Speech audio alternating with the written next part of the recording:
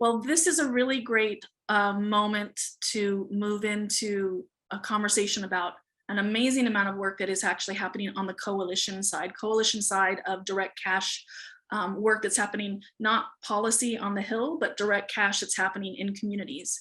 And we have an amazing, amazing leader to be able to guide us through this conversation. Aisha, hello.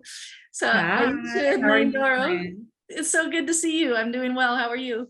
Oh, girl, best life living. I'm here.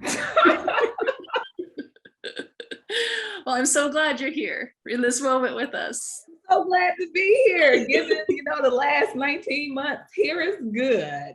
Yeah, totally, totally.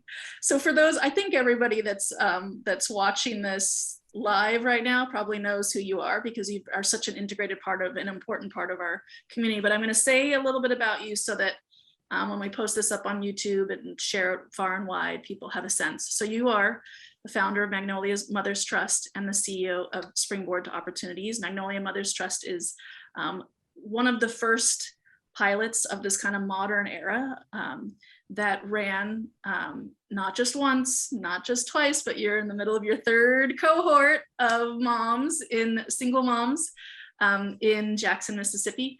You also have done, it's been a pretty amazing year. You've also co-founded and co-chair the Guaranteed Income Community of Practice with Madeline Naley at Economic Security Project. And so we're going to dig into both of those pieces because there's just so much to cover, but really excited to be here with you. Thank you for having me. So let's start with Magnolia Mothers Trust. You're in the third cohort of moms that are part of a one-year program. What have you learned? I'm curious because I've talked with you at key times as new cohorts are coming on, but I haven't talked with you since you launched the third cohort. What are the things that you learned in the first cohorts that that are either surprising or inspiring or have helped inform how you are running the third one? Yeah, no, thank you for that question. So just for level setting for folks who aren't familiar, the Magnolia Mothers Trust provides $1,000 a month for 12 months to Black mothers that live in federally subsidized affordable housing. So it's $12,000 annually. And we, in essence, are doubling the income of a lot of the families that we work with. And what we've learned from, so we started this work in 2018, what we've learned from since then, it's really hard to quantify because for the last two cohorts, quite frankly, we have had the entire reality of COVID and the pandemic. So it's really different points in time where the data are telling very different stories, but at the end of the day, the story remains the same, is that cash matters. Cash matters in emergency, cash matters in your day-to-day life, cash matters when you're trying to actualize dreams and set goals and forecast and plan. So that's what we, that continues to be the remaining constant in the thread that we went into this knowing, and that continues to manifest itself, but the way in which the cash mattering it shows up, it's very different than it was in 2008, than it was in 2020, than it is now in 2021.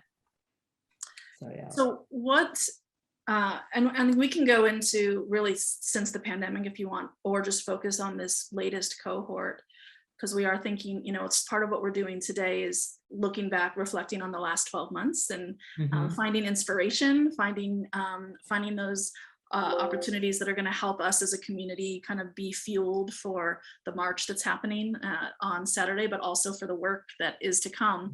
So are there some inspiring or exciting things that you have experienced in the last year as part of Magnolia Mothers Trust that you want to share with the community? Every day is inspiring and exciting. My work. It's stressful, but every day is inspiring. I think the pieces this year, specifically in the last 12 months, that have been the most inspiring are seeing that with the guaranteed income that we provide, and not just even the last year, really in like the last 3 months, with the guaranteed income that we're providing, with the CTC that our moms are getting, the level in which moms are able to level up quite quickly quickly has been beautiful and inspiring to work. So, you know, moms went from thinking that, okay, it'll take me 6 months to accomplish this goal to, okay, wow, it's only going to take me 2 months or I can accomplish this goal now. So that has been really beautiful to see. We have seen our moms, you know, one piece from the last, we just did some follow-up data from our first cohort, maybe about a month ago with our evaluators. And we found out that of the 20 women, so when we started in 2018, we had 20 women. In the second year, we had 110 women. And this year we have 100 women. Of the 20 women our first year that we work with and follow up with them, we have found out that 19 of those folks have moved out of affordable housing. So that's amazing. That's inspiring. That tells the story about how cash really allows you to manifest so much for yourselves and your family, which we already knew. So that has been really inspiring, and gives me the opportunity to be like, whoa, we're going to keep it moving. And, which I already felt, but you know, sometimes you just need that burst of energy to be like, all right, we're on to something, we're gonna keep it moving. So it's been, you know, it's been beautiful to see. And then like I said, really it's been beautiful to see the guaranteed income coupled with the CTC and how our moms are really just taking that as an opportunity to live out loud so much bolder than they were prior to. I know that you know, we've screened the Inherent Good film several times, and I've watched it probably 6 times. I still just get teary and goosebumps at all the right moments. But one of the things that I remember that a little bit of time, just a small amount of time, is spent on in the film is around the work that you're doing, the cohorts you're doing are for a single year, and how do you prepare? How do the moms kind of prepare for not being, you know, not receiving the guaranteed income once they leave? And I think, as you've been talking about the child tax credit and the importance of it, and here collectively as part of our movement, we're really fighting for that to be made permanent. I'm really looking forward to, if in this fight we get it to be permanent and that's something that moms can continue to rely on. I'd love to hear in a year or two, when you're looking back on your third cohort, what has happened for them when monthly cash continued in their lives even after they left the cohort. I know, me too, which is why I'm like, let's make it permanent, which is, you know, what I think with, not just with the CTC, but guaranteed income and all of this work, which is really, you know, why we're all saying, okay, how do we take these pilots and demonstrations and get to policy? Because we do know that's how change is sustained.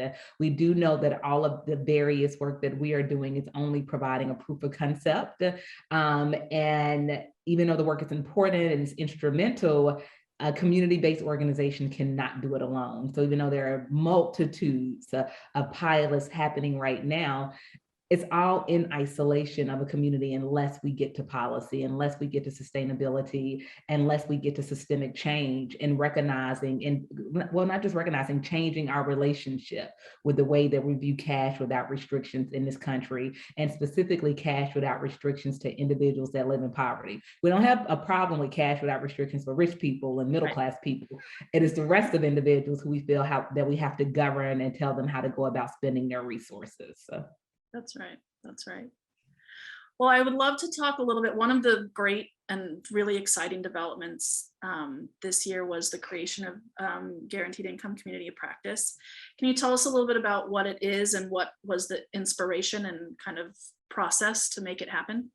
Yeah, so the Guaranteed Income Community of Practice is just that. It's a collective, a think tank of various organizations that are community-based, that are in a planning, implementation, development process of a guaranteed income. So it really is a community where folks can connect and learn. It is convened by not just Springboard and Economic Security Project, but 5 other partners who have been working in the space of guaranteed income for a number of years.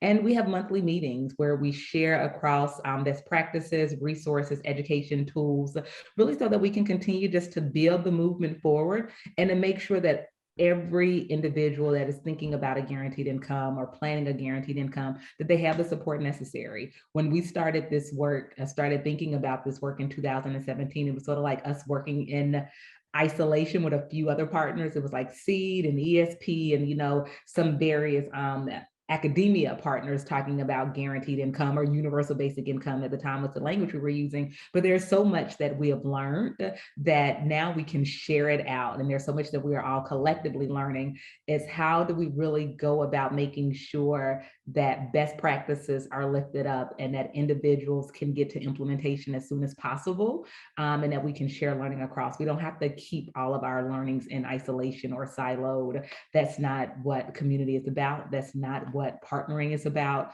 So it really is, how do we all move towards the same North Star of supporting communities and supporting individuals? So it's been, we Income Movement is part of the community of practice, and it's pretty exciting just being in one of the convenings and having 150 other people.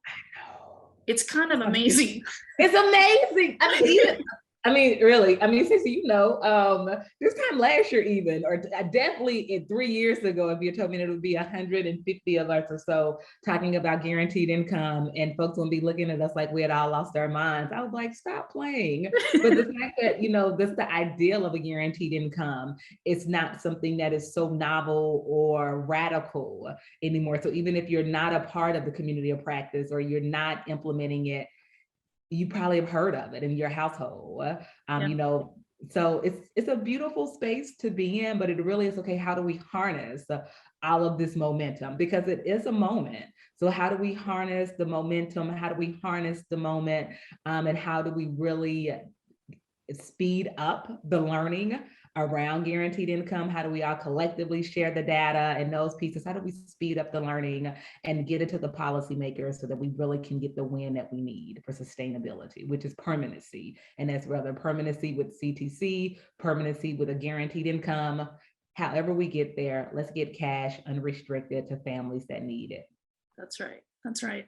I think one of the things that's been really interesting being part of the community of practice is seeing the really diverse set of organizations and individuals that are part of it. So you're on a call, with 150 people, and then you guys just do such a great job of like breakout rooms, and so people are having a chance to get to know each other and understand the work that's happening, and it's really diverse. I mean, it's kind of fascinating. People who are coming at it from like land developers who for like nonprofits, and they're thinking about like what's the relationship with housing and direct cash, and how do we think about this in a different way? And now they're implementing things that I would never even think of connecting, but the creativity and like excitement and energy, and really the kind of the aha moment it feels like we are seeing in these conversations with people who have been doing really great work in a variety of spaces, who are realizing like, oh, direct cash Right. is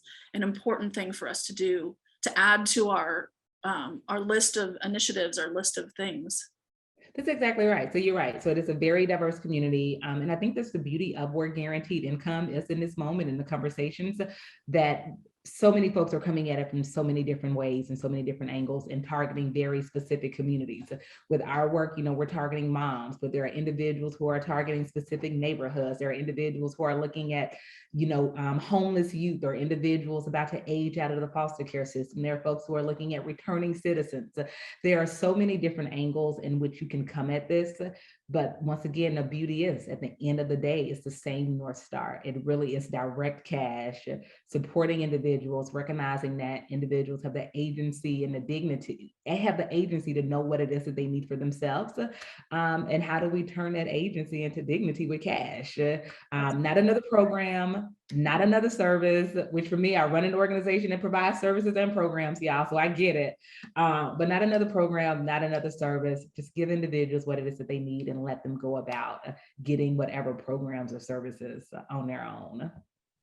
So I know you have to get going in just a moment. My last question to you, before we talked a little bit about this, the kind of diversity of the community of practice, you said we have to harness the moment and speed up the learning. We have to take advantage of this, the moment that we find ourselves in. How can we, the kind of greater grassroots community of supporters of basic income, how can we help do that work with you?